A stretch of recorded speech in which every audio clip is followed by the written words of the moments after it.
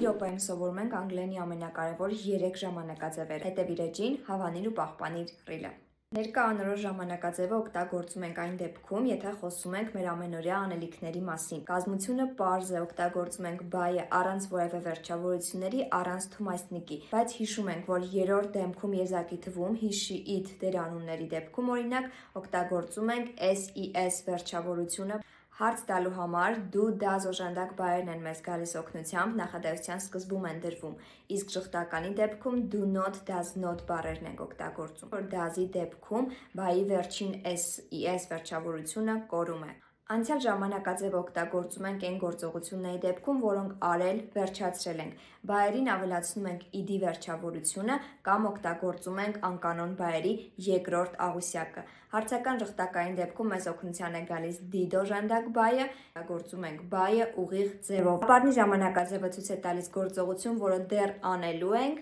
կանենք, օգտագործում ենք will օժանդակ by-ը, իսկ by-ը դնում ենք ուղիղ ձևով առանց որևէ վերջավորությունների։ Will-ը հարցակային դեպքում դնում ենք ամենասկզբում, իսկ շղթակային դեպքում will-ից հետո ավելացնում ենք not։